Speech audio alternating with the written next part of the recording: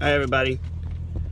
Have you ever seen somebody at a vending machine, or maybe been at a vending machine, and you witness this scenario unfold? You put in your money, you press the buttons for whatever candy bar or bag of chips you want, and then the machine doesn't work right, and they don't get what it is they want. What do? Start pressing buttons more and more and more. They start smacking the machine, hitting the machine. They start to get frustrated. They try and beat the machine into compliance. They get mad, irritated. And then if they put even more money into the machine, push the same buttons, and still don't get what they want, like say maybe you get a double hanger. So now you got your 2 bags of chips that won't come down, and they get frustrated and irritated and start beating on the machine some more, and until they finally get frustrated and leave. Think about that for a minute. That's a big part of human nature. When you have an expectation and that expectation is not met, it leads to frustration. When you are the people pleaser, so I talk to people all the time. I've got a really good friend. She's a wonderful friend. I've known her for many years, and she struggles in relationships.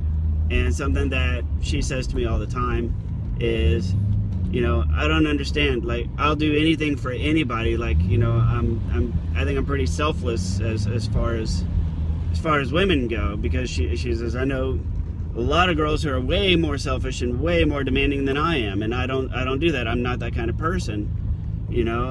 I care greatly about my relationships, and I put my back into it, and I do everything I can to make the relationship work. And it always ends in failure. And my advice to her is always, well, you've got to learn to say no to your partner. You've got to learn to be the one to make the plans sometimes, not all the time, but sometimes. You've got to learn that sometimes it has to be you calling the shots. It doesn't work to be a people pleaser in a relationship. It does some of the time, but not all the time. And here's the thing: when you're that kind of person who would do anything for anybody all the time ever, you're that vending machine. Okay? And what happens is, when people have an expectation, they have the expectation that they put the coins in, they press the buttons, they get the reward. Now, if there's a little sign on the vending machine that says you might not get what you want all the time, well, then what happens? Well, then people change their expectation, right? So maybe they go in, they put in their money, they punch in the numbers, and a candy bar falls out instead of a bag of chips, right? They can't be all that mad about it because the expectation was set. But when you make yourself too much of a servant to the people you love, what happens? Whenever you don't meet that expectation, it's an exhausting expectation to set for yourself and set for others. First of all, you can't please everybody all the time, and God knows all those people are in your family, right? It's a horribly exhausting mindset to have. Excuse me one second.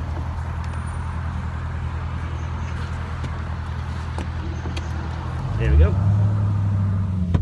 You can't be a vending machine for others. You just can't. Why? Because the very second that you fail to deliver, what happens? People get frustrated, they get irritated, they start smacking on the machine, they start cussing, they get like horribly, just horrible emotional reactions. And then you feel guilty because you're like, well, this is my fault. Because, I usually give them the chips. I wasn't able to give them the chips. I don't know why they're so mad and frustrated with me. Because God knows 99 times out of 100, I give them the chips. But, that doesn't seem to matter the one time that I can't do it. Right? Well, that's why. That's why. You don't want to be a vending machine. Okay? You don't want to be a vending machine to others. You cannot be a servant. You cannot subject yourself to those kinds of expectations. It just doesn't work. And how does this psychology come about? Well, it comes. I think, and this is opinion. I'll just put that in there because I will invariably get trolls. Look at parenting. Okay, when you're mothering and fathering, parenting a child, you have a certain core set of responsibilities, right? The food always magically appears on the table. The lights always come on whenever you flip the switch.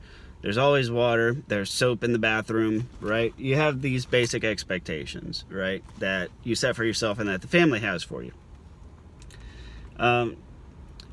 But then whenever it comes to emotional satisfaction for children, there's the terms I want to bring up is helicopter mom and the pussified father. That's just the term I hear a lot. Sorry if pussified sounds sexist, feminist, or offensive. If it offends you, I'm sorry, I don't care, you're a stranger. But understand that it's a very common term for a very common phenomenon. Don't believe me? Just get on YouTube and look at ungrateful brats.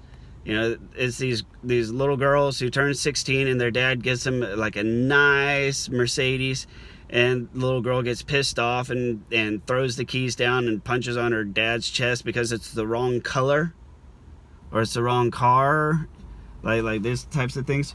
There's a Dr. Phil episode where it was this super brat who was saying that she needed her mother to understand she could not survive on anything less than $2,500 a month, like still living with her mom, and it expected and demanded an allowance of $2,500 a month. Right? Okay. So the helicopter moms, the pussified dads, what happens? They become they put themselves in a parental vending machine situation where whatever baby wants, baby gets. I love my child. My child will never be left wanting for anything. My child will not know what it means to go without. I'm going to be a good father. I'm going to be the best father. I'm going to be the best mother. I'm going to be such a good parent. Anyone who ever questions my parenting is just going to be wrong, because I'm going to be the best ever, the absolute best ever. And if you have means and if you have money, that's pretty damn easy to do because you just throw money at it. But the thing is, when you throw money at your kids, you're not investing in their mentality, in their emotional and mental well-being. You're still that glorified vending machine. And ultimately they grow up and they don't respect you and they don't respect others, and they have that expectation for other people to be a vending machine. And what happens when baby doesn't get what they want? That's how you end up with all these videos of all these meltdowns and triggers, and we have all these trigger warnings now that we never had before, right? I didn't even know what the hell a trigger warning was until just not that long ago. You know what we called them like years ago? We just called you a pussy. If something offended you, it was don't be a pussy. We also said things like, sorry if this offends again, but you're a stranger, but this is true. Growing up in my age, my generation, we said don't be a fag. And that doesn't mean, by all means, don't be a homosexual and don't pursue your heart's desires, even if it means being in a same-sex marriage. No. Being a fag was different. Being a fag was somebody who was easily offended, triggered, and just, was a baby, a man baby. It's like you're not a baby anymore, right? You can be a vending machine for babies because they don't know any better. But as time goes on, less and less you should be delivering to every single minute need of this child, right? But now we've got trigger warnings, right? We have all of these things. By the powers invested in social media, I am offended. Society we are now expected to for society to, everybody should be responsible for your rights. Everybody says, I have these rights, these are my rights, you can't take these rights away from me. Well, let's talk responsibility. Well, it's your responsibility not to offend me.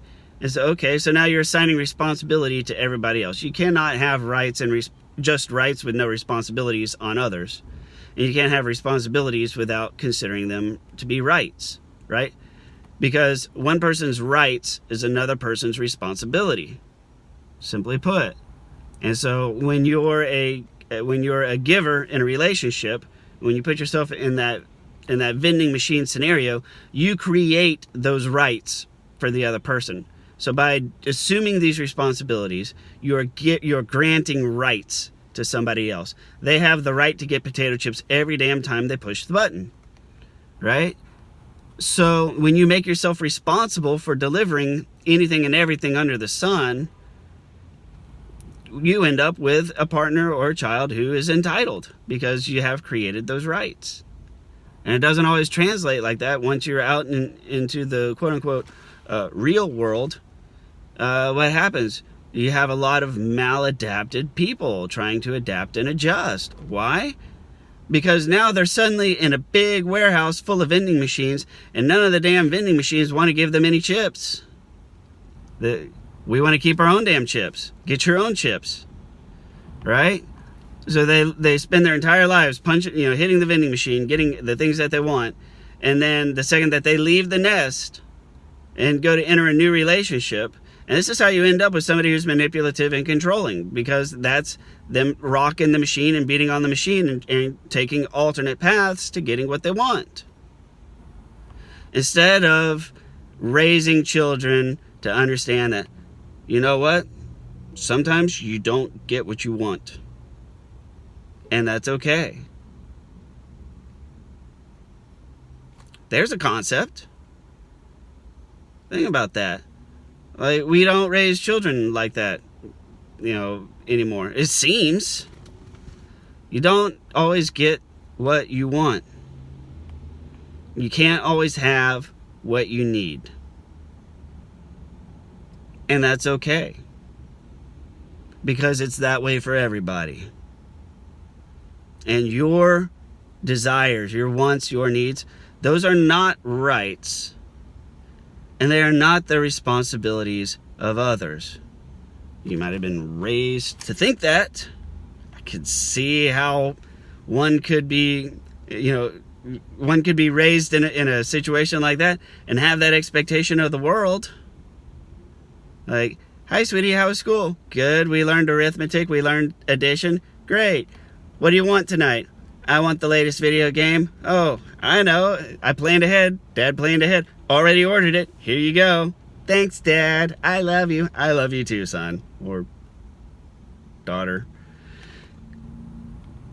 You can't be that way, because once these bratty ass kids grow into adults, they're gonna have these expectations of their partner to be a vending machine, and probably their partners have the same expectations of them. You ever see a vending machine try to order chips from a vending machine? It's complicated, right? It's not gonna work. Why? Well, think about that. Two people, you can't go up to another person and put a couple of quarters in their mouth and expect for them to fart out a bag of chips. It's not going to work, right? People are not vending machines, and vending machines are not people. Okay? There's a gray area that must be navigated. So, all of this to say, don't be the caretaker. Don't define yourself by how well you care for your kids. You can do that to an extent, but not to the point where you're delivering everything all the time ever. If you really love your kids, and if you really love your spouse and who they're with, you have to teach them what to do when they get disappointed. I'm out of time. Thank you very much for listening. Please like, comment, or share, and I'll see you on the next video.